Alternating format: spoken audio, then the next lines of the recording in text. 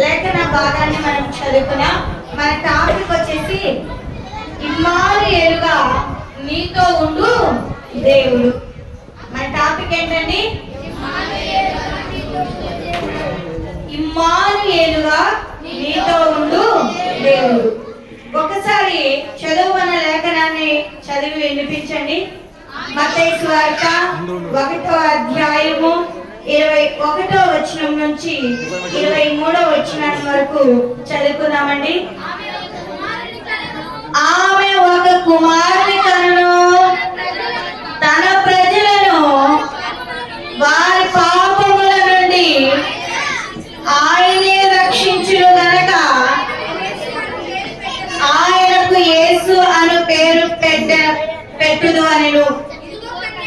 ఇదిగో కన్యక గర్భవతి అయి కుమారుని కనును, ఆయనకు ఇమ్మానుయేలు అను పేరు పెట్టుదురు అని ప్రభువు తన ప్రవక్త ద్వారా పలికిన మాట నెరవేరినట్లు ఇదంతయు జరిగెను. ఇమ్మానుయేలు పేరులకు భాషాంతరము దేవుడు మనకు తోడు అని అర్థము. ఇమ్మానుయేలైన దేవుడు నీతో ఉంటే ఏమి జరుగుతుందో కొద్ది నిమిషాలు మాత్రమే దేవుని యొక్క వాక్యాన్ని మనం ధ్యానించుకున్నాం. యేసు ప్రభువుకు ఇమ్మానుయేలు అనే పేరు కలదు. యేసు ప్రభువుకు ఇమ్మానుయేలు అనే పేరు కలదు. ఇమ్మానుయేలు అను దేవుడు మనకు తోడు అని అర్థం. ఇమ్మానుయేలు అనగా దేవుడు మనకు తోడు అని అర్థం. దేవుడు నీకు తోడు కావాలి అంటే నువ్వు దేవుని వాక్యాన్ని వినాలి. దేవుడు నీతో ఉండాలి అంటే నువ్వు దేవుని వాక్యాన్ని జాగ్రత్తగా వింటూ వాక్యానుసారంగా జీవించే కుమారునిగా కుమార్తెగా ఉండాలి అని ప్రభు నామమున తెలియజేస్తూ ఉంటున్నాను. అయితే దేవుడు ఇమ్మానుయేలు అనగా దేవుడు మనకు తోడు అని అర్థము. నీకు నాకు మనందరికి తోడుగా ఉండేందుకు యేసు క్రీస్తు ఈ లోకములకు అవతరించెను. నీకు తోడు కావాలి, నాకు తోడు కావాలి. అందుకోసమే దేవుడు ఈ లోకంలో అరుదించినట్లు కూడా మనం చూస్తుంటాం. నిజంగా ఆయన తోడు లేకుంటే క్షణమైన కూడా బ్రతకలేమండి. బ్రతుకుతారా? ఆయన తోడు ఉంటే గనకనే, ఆయన తోడు ఉంది గనకనే, ఆయన కృప ఉంది గనకనే, ఆయన కనికరము ఉంది గనకనే మనము దినదినము కూడా జీవిస్తున్నాము అనేది జ్ఞాపకం చేసుకునే వారిగా ఉండాలి. అందుకోసమే ఇమ్మానుయేలుగా మీతో ఉండు దేవుడు. మొట్టమొదటిగా మనము జ్ఞాపకం చేసుకున్నట్లయితే యోహాను సువార్త 15వ అధ్యాయము 7వ వచనంలో ఒకసారి జ్ఞాపకం చేసుకున్నామండి. యోహాను సువార్త 15వ అధ్యాయము 7వ వచనం. నాయందు నిలిచియుండుడి, నాయందు నిలిచియుండుడి, నాయందు మీరును మీయందు నా మాటలను నిలిచియుండిన యెడల మీకు ఏది ఇష్టమో అడుగుడి, అది మీకు అనుగ్రహింపబడును. చలండి, దేవుని వాక్యము చాలా స్పష్టంగా దేవుడి దినాన మనందరితో మాట్లాడుతున్నాడండి. మనం క్రిస్మస్ అనగానే ఏమిటి అంటే ఏంటండి? క్రిస్మస్ అనగానే నిన్ననే అయిపోయిందమ్మా క్రిస్మస్ అంటారా? అయిపోయిందా? మనం క్రిస్మస్ క్రైస్తవులు కాదండి. ప్రతి దినము కూడా క్రీస్తును ఆరాధించడమే నిజమైనటువంటి క్రిస్మస్ అండి. క్రిస్మస్ అనగానే క్రీస్తును ఆరాధించడం అండి. క్రిస్మస్ అనగానే క్రీస్తును కలిగి జీవించడం అండి. క్రిస్మస్ అనగానే ఆయన అడుగు జాడల్లో నడవడం అండి.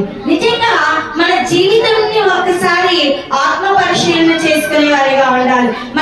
అందుకోసమే దేవుని వాక్కును అలక్ష్యం చేయక దేవునిలో నిలిచి ఉండాలి. మరి నిలిచి ఉన్నావా? చాలా మంది జీవితాలు ఎలా ఉన్నాయంటే దేవుని వాక్యాన్ని ఏం చేస్తున్నారంటే నిర్లక్ష్యం చేసే వారిగా ఉంటున్నారు. దేవుని వాక్యానుసారంగా జీవించలేనటువంటి వారిగా ఉంటున్నారు. అందుకోసమే దేవుని వాక్యంలో మనం జ్ఞాపకం చేసుకున్నట్లయితే అక్కడ 7వ వచనం, నా యందు మీరును మీ యందు నా మాటలను నిలిచి ఉన్న యెడల మీకు ఏది ఇష్టమో అడుగుడి. ఎవరి యందు ఉండాలంట? దేవుని యందు మనము, మన యందు దేవుడు ఉండాలంట. అప్పుడు మనకి ఏది ఇష్టమో అది మనం అడిగితే దేవుడు ఖచ్చితంగా ఇస్తాడు అనేది జ్ఞాపకం చేసుకునే వారిగా ఉండాలి. కానీ దేవునిలో ఉండము, దేవుని మాత్రము గొట్టెమ్మ కోరికలు కొట్టుకుంటారు. అవునా కదా? ప్రభువా నాకు అది ఇవ్వు, నాకు ఇది ఇవ్వు. ఆయన వాక్యానుసారంగా జీవించడు. ఆయన వాక్కు ప్రకారంగా బ్రతకాలి అని నిర్ణయించుకోరు. కానీ అన్ని కావాలని అనుకుంటాం. దేవుని వాక్యం సెలవిస్తుంది, నా యందు మీరును మీ యందు నా మాటలు నిలిచి ఉన్న యెడల మీకు ఏది ఇష్టమో అడుగుడి, అది మీకు అనుగ్రహింపబడును అని లేఖనములలోనే మనం చూస్తూ ఉంటున్నాం. నిజంగా మనం ఎవరి యందున్నామండి? దేవుని యందున్నామా? ఒకసారి జ్ఞాపకం చేసుకున్నాం. దేవుని యందున్నారా లేదా? వింటున్నారా వాక్యము? వింటున్నామా లేదా? వింటున్నాం కదా? వినండి, నేను అడుగుతానండి. 3 పాయింట్స్ తీసుకుంటాను. ఎక్కువ చెప్పను కానీ నాకు కూడా సమయం చాలా తక్కువ ఇచ్చారు. ఇప్పుడే 10 నిమిషాలు అయిపోయింది కనుక కొద్ది నిమిషాలు మాత్రమే దేవుని వాక్యం. అందుకోసమే దేవుని వాక్కును అలక్ష్యము చేయక దేవునిలో నిలిచి ఉండాలంట. మొట్టమొదటిగా దేవునిలో నిలిచి ఉన్న వారి క్రీస్తులో మనం ఉంటే, క్రీస్తు ఒక మంచి స్నేహితుడిగా మనకుండి మనకు కావలసిన ప్రతి అవసరతను తీరుస్తూ మనకి ఎల్లప్పుడూ కూడా సంతోషం ఇస్తాడంట. ఎందుకు మన జీవితాలలో సంతోషము లేదు? ఎందుకు మన జీవితాలలో ఆనందము లేదు? ఎందుకు మన జీవితాలలో ఉల్లాసకరమైనటువంటి బ్రతుకు లేదు అంటే దేవుని వాక్కును విననుల్లని వారిగా ఉంటున్నామండి. చూడడానికి ఏమో క్రైస్తవులము, విశ్వాసులము, దేవుని బిడ్డలము, చంకలో బైబిల్ పెట్టుకొని చాలా చక్కగా వచ్చాము. కానీ దేవుని వాక్యాన్ని మాత్రము వింటున్నారా? వింటున్నారా అమ్మా? వినాలి. వింటేనే విశ్వాసము. నిజంగా మనం ఒక్కసారి జ్ఞాపకం చేసుకున్నాం. అందుకోసమే నా యందు మీరును దేవుని యందు మనము ఉండాలంట. మనము దేవునిలో ఉంటే మనకు ఏది కావాలంటే కూడా అది దేవుడు తప్పకుండా మనకు అనుగ్రహిస్తాడంట. మరి మనం దేవుని యొక్క బహుమానాన్ని మనం పొందుకుంటున్నామా?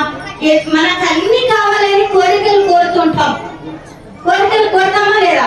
ప్రభువా నన్ను ఉన్నత స్థితిలో ఉంచయ్యా, నాకు అందరికంటే బాగుండేటట్టు చేయనా, ఈ సంవత్సరమైనా నా జీవితంలో చక్కటి కార్యము జరిగించు ప్రభువా, ఈ సంవత్సరం నా బ్రతుకు మార్చు ప్రభువా, నేను నీకు పరిశుద్ధంగా జీవించడానికి నన్ను వాడుకు ప్రభువా. ఇలా ప్రార్థించనండి.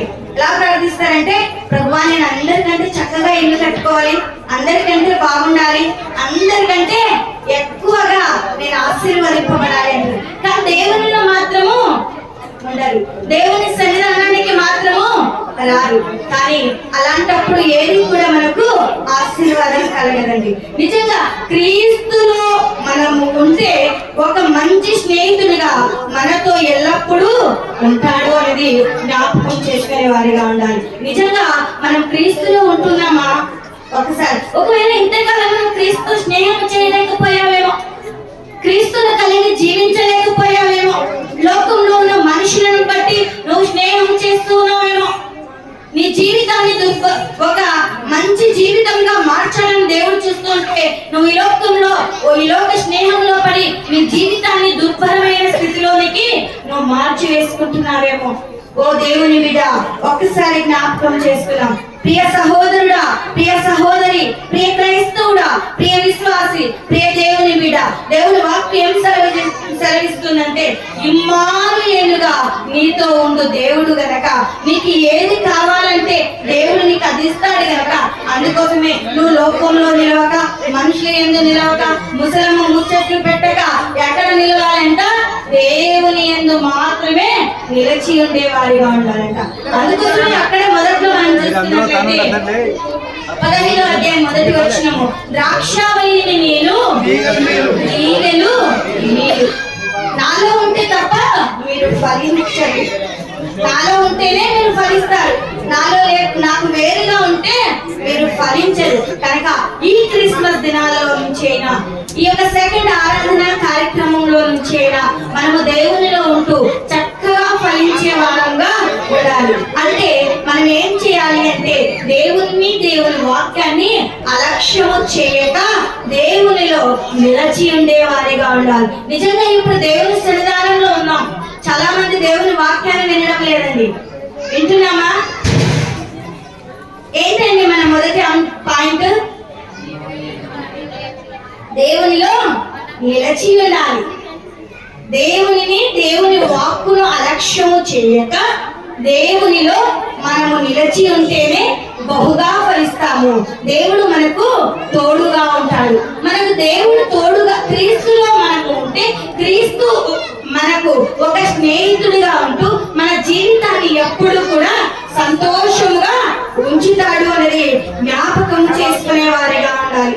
అందుకోసమే ఇమ్మానుయేలైన దేవుడు నీకు తోడు కావాలి అంటే నువ్వు దేవునిలో నిలిచి ఉండే బిడ్డగా ఉండాలి అని ప్రభు నామమున తెలియజేస్తూ ఉంటున్నాను. ఆ రెండోదిగా మనం జ్ఞాపకం చేసుకున్నట్లయితే యాకోబు రాసిన పత్రిక 1వ అధ్యాయము 22 నుంచి 23 వచనాల వరకు జ్ఞాపకం చేసుకున్నామండి. యాకోబు రాసిన పత్రిక 1వ అధ్యాయము 22 నుంచి, మీరు వినువారు మాత్రమై ఉండి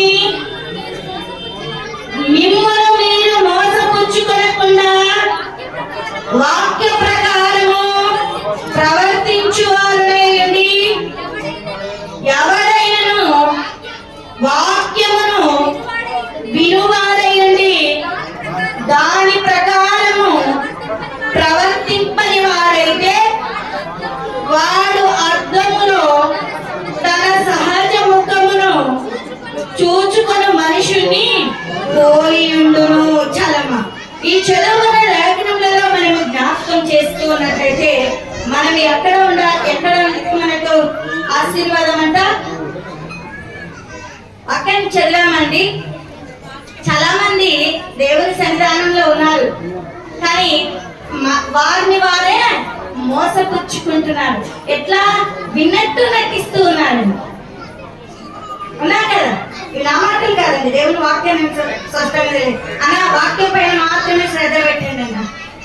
ఎక్కడ చూడొద్దండి, పిల్లల వైపు చూడొద్దండి. దేవుడి దినాన మనతో మాట్లాడుతున్నప్పుడు, మన జీవితాన్ని ఆశీర్వదించబోతున్నప్పుడు మనం దేవుని వాక్కు పైన మాత్రమే శ్రద్ధ నిలిపేవారిగా ఉండాలి. అందుకోసమే ఎవరైనా వాక్యమును వినువాడేంటి దాని ప్రకారము ప్రవర్తింపని వాడైతే వాడు అర్థములో తన సహజ ముఖమును చూచుకున్న మనుషుల్ని పోలియుండును అని లేఖనములలోనే మనం చూస్తూ ఉంటున్నాం. అందుకోసమే మీరు 22వ వచనంలో మనం జ్ఞాపకం చేసుకున్నట్లయితే మీరు వినువారు మాత్రమే ఉండి మిమ్మును మీరు మోసపుచ్చుకునకుండా. వింటున్నాము, మోసపుచ్చకుండా ఎలా ఉండాలంట? వాక్య ప్రకారంగా ప్రవర్తించే వారంగా ఉండాలంట. వాక్య ప్రకారం ప్రవర్తిస్తున్నానండి, పాపము చేయొద్దంటే పాపంలోకి. ఎందుకు ఆయన లోకంలో జన్మించాడు? నీ పాపములను తీసివేయడానికేనండి. ఆయన నీకు తోడుగా ఉండడానికేనండి, నిన్ను ఆశీర్వదించడానికేనండి. కానీ నువ్వేం చేస్తున్నావు? వాక్య ప్రకారంగా ప్రవర్తించుకుంటున్నావు. కానీ ఇది నా దేవుడు మనతో మాట్లాడేటప్పుడు మనమందరము కూడా శ్రద్ధగా వినాలంట.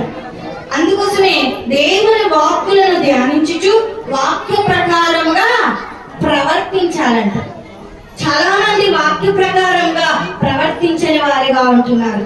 నిజంగా వాక్యము ఆది యందు వాక్యములను, వాక్యము దేవుడై ఉండేను. వాక్యమును ఒక్కసారైనా నువ్వు ధ్యానిస్తున్నావండి? వాక్యమునే ధ్యానించడం లేదు, దేవుని ఏం ధ్యానిస్తావండి? ప్రతి దినము దేవుడు మనతో మాట్లాడాలని దేవుడు ఆశిస్తూ ఉంటే మనం ఏం చేస్తున్నాం? దేవుని గ్రంథాన్ని, జీవ గ్రంథాన్ని మనకి ఇచ్చాడు దేవుడు, కానీ జీవ గ్రంథాన్ని చేస్తూ ఉన్నాం, కానీ ఏం చేస్తున్నాం? కళ్ళుండి కూడా చూడని వారిగా ఉంటున్నాం.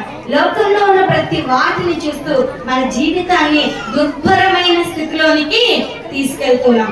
ఇమ్మానుయేలైన దేవుడు మీతో ఉంటే నీకు ఎప్పుడు కూడా జయమేనండి.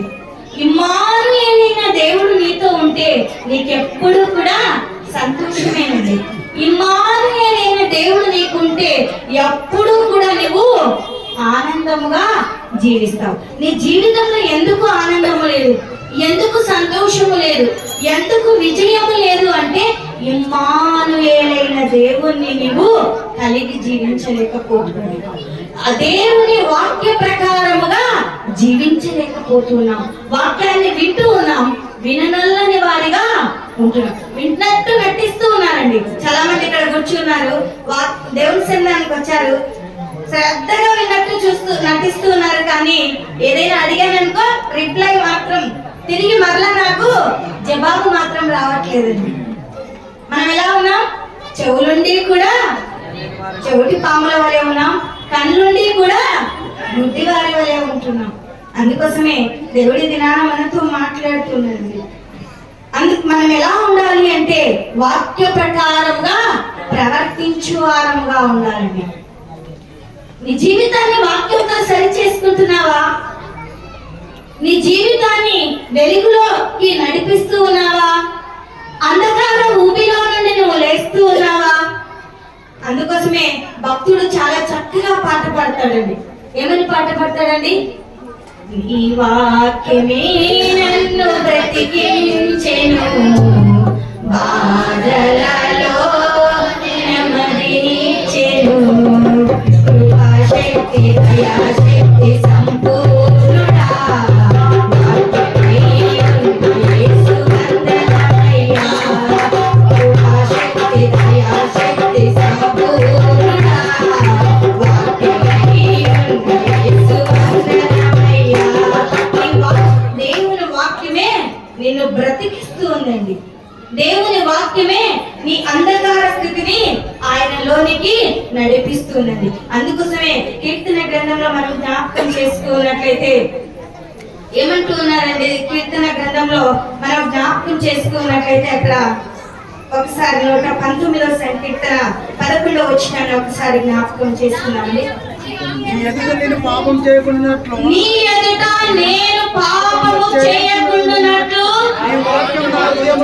నీ వాక్యము నా హృదయములో ఉంచుకొని ఉన్నాను. నిజంగా దేవుని సన్నిధి.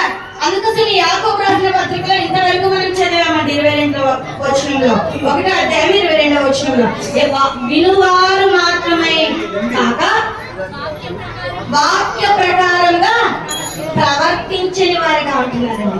కానీ నిజంగా వాక్య ప్రకారంగా ప్రవర్తించకుంటే ఏం చేస్తామండి? సాతానుడు మనల్ని లాగివేస్తాడంట, సాతానుడు మనలోనికి ప్రవేశిస్తాడంట. అలా మాట్లాడద్దండి, మీరు మాట్లాడుతుంటే మీకే సమయం ఇస్తాను. వాక్యం మాత్రమే వినండి. ఆజ్ఞ అతిక్రమమే పాపము.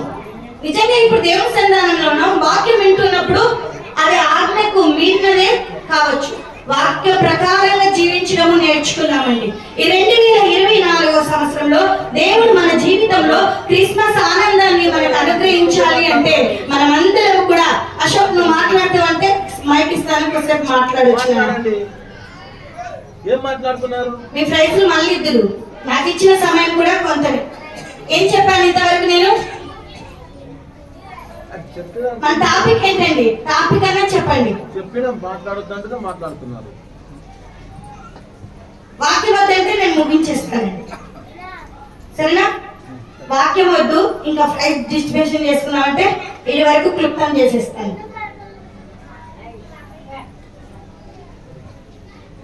వాక్యం వినేటప్పుడు వాక్యాన్ని మాత్రమే ఇంతసేపు ఇప్పుడు 119 సంకీర్తన 11 వచనాన్ని ఒకసారి చదవండి. నేను పాపం నీ ఎదుట నేను పాపం చేస్తున్నట్లు పాపము చేయకుండానట్లు నా హృదయములో నీ వాక్యము ఉంచుకొని ఉన్నాను. ఇప్పుడు మనం పాపం చేస్తున్నామా లేదండి? ఏంటి? ఆజ్ఞ అతిక్రమమే పాపం. సేవకుడు మాట్లాడొద్దమ్మా, మాట్లాడొద్దు దేవుని వాక్యం మీద నువ్వు 10 నిమిషాలు మాత్రమే శ్రద్ధ ఉంచంటే ఇంకా మాటలు ఇంకా మాట్లాడుకునేందుకు, ఆరాధన ఎందుకు మనకు? నీ ఎదుట నేను పాపము చేయకుండానట్లు నా హృదయంలో నీ వాక్యము ఉంచుకొని ఉన్నాను. ఇంకా పాపము చేయకుండాట దేవుని వాక్యము మనలో ఉండాలి. అప్పుడే మనకు సంతోషం, అప్పుడే మనకు ఆనందము, అప్పుడే మనకు జయమండి. మన జీవితాల్లో సంతోషం లేదు, ఆనందము లేదు, జయము లేదు అంటే దేవుని వాక్య ప్రకారంగా మనము ప్రవర్తించలేకపోతున్నాము కనుక దేవుని వాక్య ప్రకారంగా ప్రవర్తించడమే నిజమైనటువంటి క్రిస్మస్ అండి. అవునా? మరి ఒకవేళ ఎంతకాలం మనం వాక్య ప్రకారంగా ప్రవర్తించలేకపోయావేమో, వాక్య ప్రకారంగా నువ్వు నడుచుకోలేకపోయావేమో, వాక్య ప్రకారంగా నీ జీవితాన్ని దిద్దుకోలేకపోయావేమో, ఇక నుంచి అయినా, ఈ సమయం నుంచి అయినా వాక్య ప్రకారంగా జీవించడానికి సిద్ధపడే వారంగా ఉండాలి అని ప్రభు నామమున తెలియజేస్తుంటున్నా. అందుకోసమే మనం ఎప్పుడు కూడా దేవుని వాక్యమును ధ్యానిస్తూ ఆ వాక్య ప్రకారము ప్రవర్తిస్తే దేవుడు మన పనిలో తోడుగా ఉంటాడు, మన వ్యాపారంలో తోడుగా ఉంటాడంట, మన ఉద్యోగంలో తోడుగా ఉంటాడంట. అంత మాత్రమే కాకుండా నువ్వెక్కడికి వెళ్తున్నా కూడా నీకు ఇమ్మానుయేలుగా ఆయన తోడుగా ఉంటాడంట. నిజంగా నీ పనిలో నీకు జయం వస్తుందా?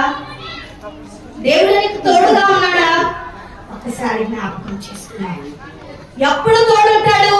వాక్య ప్రకారంగా ప్రవర్తించినప్పుడు, వాక్యాన్ని ధ్యానిస్తూ జీవించినప్పుడు, వాక్య ప్రకారంగా మన జీవితాన్ని దిద్దుకున్నప్పుడేనండి. నువ్వు ఎక్కడికి వెళ్ళినా, నువ్వు పనికి వెళ్ళినా, ఉద్యోగానికి వెళ్ళినా, వ్యాపారంలోకి వెళ్ళినా దేవుడు నీకు తోడుగానే ఉంటాడు. నిజంగా చాలా మంది జీవితాల్లో దేవుడు ఎన్నో ఆశీర్వాదాలు ఇస్తున్నాడు, కానీ వాక్యం మాత్రము లేదండి. ఉందా? నేను వాక్యం ఎంత ఫలించాను అంటాం. ఎంత ఫలించామండి? లోకానుసారంగా ఫలించడం కాదండి, వాక్యానుసారంగా ఫలించడము మన జీవితానికి ఎంతో ధన్యతండి. ఏమి ఉన్నా ఏమీ లేకపోయినా దేవుణ్ణి కలిగి జీవించడము ఎంతో ఆశీర్వాదం.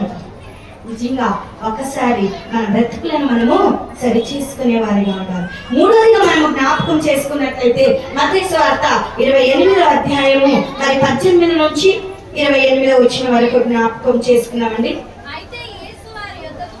అయితే యేసు వారి యొద్దకు వచ్చి పరలోకమందును భూమి మీదను నాకు సర్వాధికారము ఇయ్యబడి ఉన్నది. మరొకసారి చదవము. 28వ అధ్యాయము 18వ వచనము నుంచి, మత్తయి సువార్త 28వ అధ్యాయము 18 నుంచి 20 వచనాలు. అయితే యేసు వారి యొద్దకు వచ్చి పరలోకమందును భూమి మీదను నాకు సర్వాధికారము ఇయ్యబడి ఉన్నది. కాబట్టి మీరు వెళ్ళి సమస్త జనులను శిష్యులుగా చేయుడి. తండ్రి యొక్కయు కుమారుని యొక్కయు పరిశుద్ధాత్మ యొక్కయు నామములోనికి వారికి బాప్తిసం ఇచ్చుచు నేను మీకు ఏ సంగతులను ఆజ్ఞాపించితినో వాటన్నిటిని గైకొనవలెనని వారికి బోధించుడి. ఇదిగో నేను యుగ సమాప్తి వరకు సదాకాలము మీతో కూడా ఉన్నానని వారితో చెప్పాను. చలండి, ఈ చదువుబడిన లేఖనంలో మనం జ్ఞాపకం చేసుకున్నట్లయితే అక్కడ 3 వచనాల్లో మనం జ్ఞాపకం చేసుకున్నట్లయితే క్రీస్తు బిడ్డగా క్రీస్తు సువార్తను ప్రకటించాలండి. క్రీస్తు బిడ్డగా ఉంటూ క్రీస్తు సువార్తను ప్రకటించాలండి. నిజంగా క్రిస్మస్ వచ్చిందని సంతోషం ఉంది. ఒక్కరికైనా క్రీస్తుని గురించి నువ్వు స్వార్థను ప్రకటించావా? క్రిస్మస్ వచ్చిందని ఆనందం ఉంది. ఆనాడు గొర్రెల కాపరులు, దేవదూతలు, జ్ఞానులు దేవుణ్ణి ఎంతగానో ఆరాధించినట్లు మనం చూస్తూ ఉంటున్నాం. ఆయన స్వార్థను, తన శిష్యులు కూడా స్వార్థను ప్రకటించినట్లు మనం చూస్తూ ఉంటున్నాం. ఈనాడు దేవుని బిడ్డగా ఉంటూ, ఈనాడు క్రీస్తు బిడ్డగా ఉంటూ, ఒక విశ్వాసిగా ఉంటూ మరి క్రీస్తు స్వార్థను నువ్వు ప్రకటిస్తూ ఉన్నావో లేదో ఒకసారి జ్ఞాపకం చేసుకునే వారిగా ఉండాలి. నిజంగా క్రీస్తు బిడ్డగా ఉంటూ క్రీస్తు స్వార్థను ప్రకటించే వారంగా ఉండాలి. అదే మనకు నిజమైనటువంటి క్రిస్మస్ అండి. యేసు విశ్వమంతటికి ప్రభు, అవునా కదా? ఆయన ఈ విశ్వాన్నంతటికి కూడా ప్రభు అనేది జ్ఞాపకం చేసుకునే వారిగా ఉండాలి. కావున మనలను పరిపాలిస్తూ ప్రతి చోట కూడా ఆయన నిలుస్తూ ఉన్నాడండి. ప్రతి చోట ఆయన స్థాపించబడుతూ ఉన్నాడు అనేది జ్ఞాపకం చేసుకునే వారిగా ఉండాలి. ఆయనకు జనములన్నిటి మీద సర్వాధికారము కలదండి. ఆయనకు నీ మీద సర్వాధికారం కలదు, నా మీద కూడా మనందరి పైన కూడా ఆయనకు సర్వాధికారము కలదు. కానీ నిజంగా చాలా మంది నిర్లక్ష్యమైన జీవితాల్లో ఉన్నారండి. 4:30 గంటలకు ఆరాధన మనం ప్రారంభిస్తే ఎంతమంది వచ్చారండి కరెక్ట్ టైంకి? ఒక అమ్మాయికి మాత్రమే వచ్చింది. ఇంకా రాంగ ఒకరిద్దరు రావాలి. నిజంగా సమయానుకూలతను కూడా పాటించాలి. సమయానుకూలతను పాటించకుండా సమయానికి ముగించు వాక్యం స్టార్ట్ అయిన నుంచి ముగించు. క్రిస్మస్ అంటే ఏంటండి?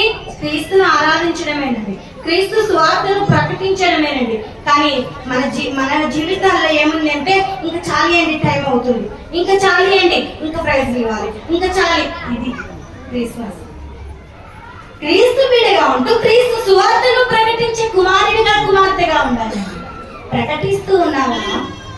అందుకోసమే సువార్తను ప్రకటించవా, సునాదము వినిపించవా, సిలువను ప్రకటింపవా, దాని విలువను వివరింపవా.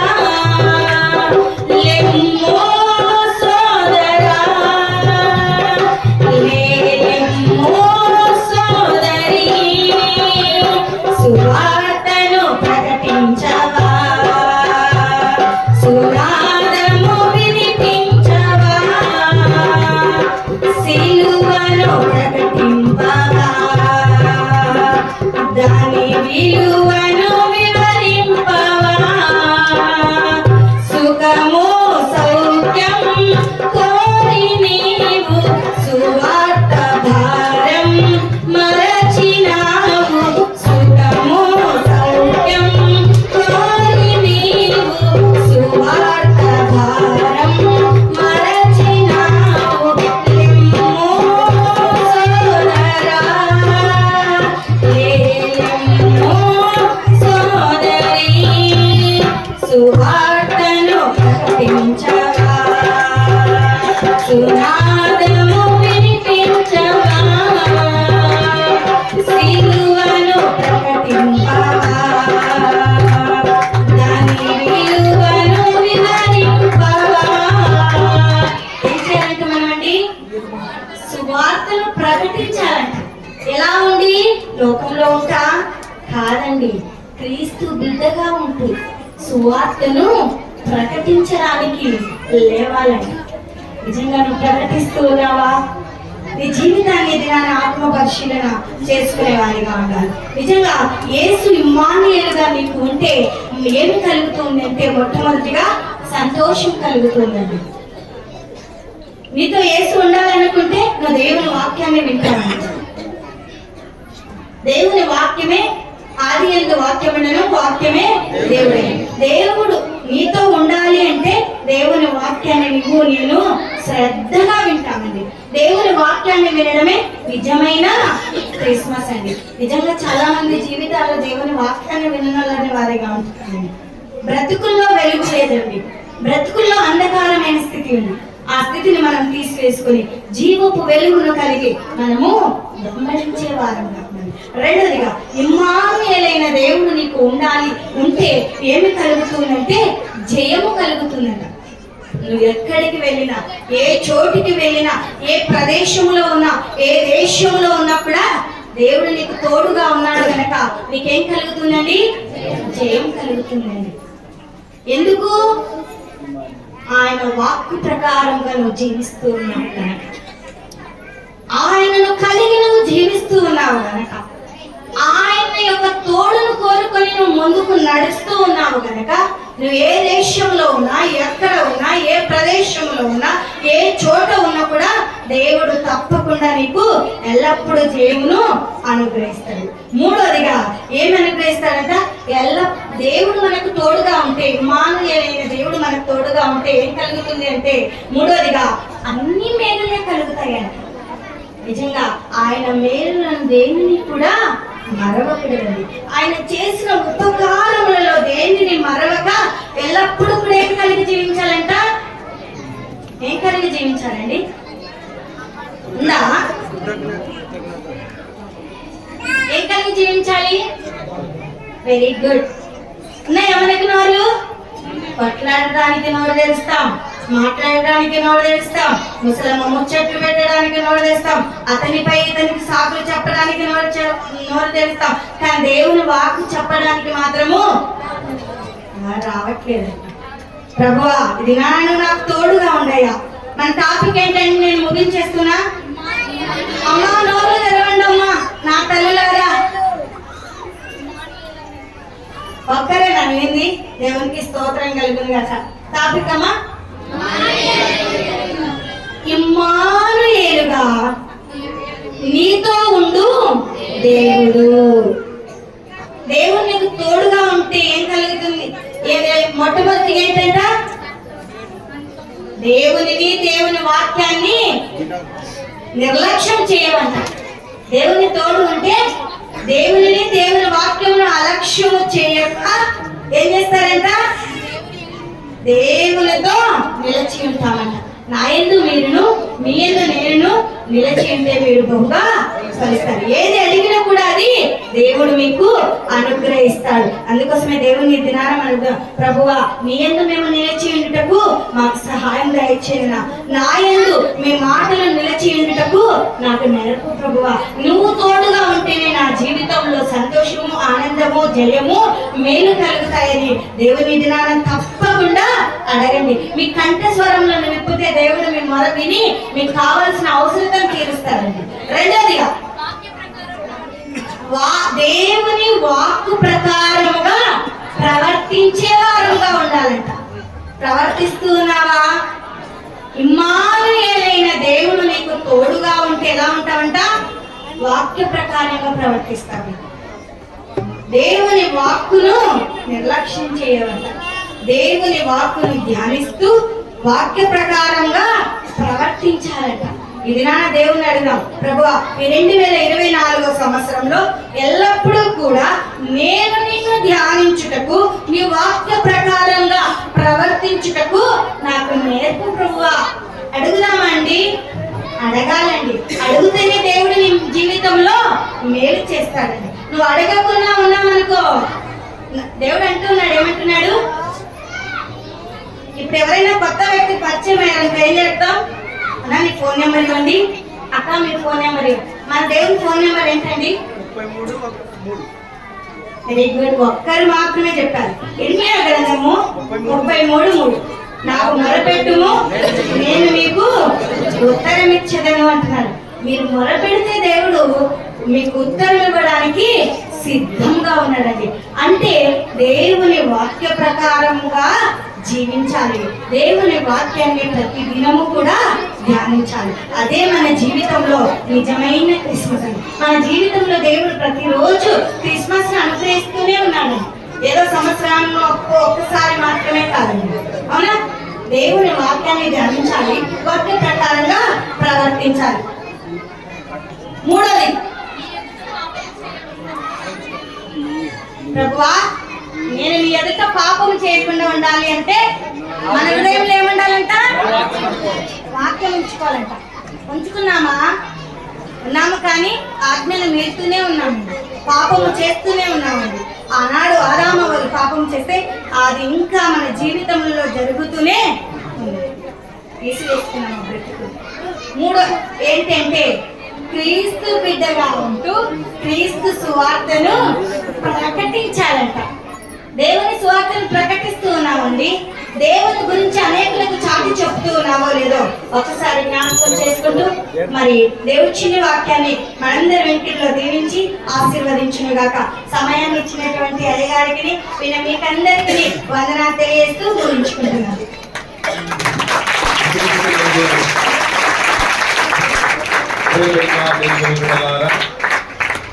విన్న వాక్యాన్ని వినిపించి పెట్టక దేవుని యొక్క వాక్యానుసారంగా దేవుని యొక్క చిత్తానుసారంగా మనమందరము జీవించినట్లుగా బ్రతుకున్నట్లుగా ప్రార్థన చేసుకుందాం.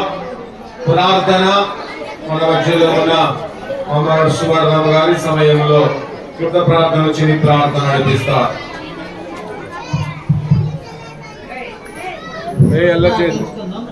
పరిశుద్ధుడా, నీ పరిశుద్ధ పాదములకు వందనములు, స్తోత్రములు.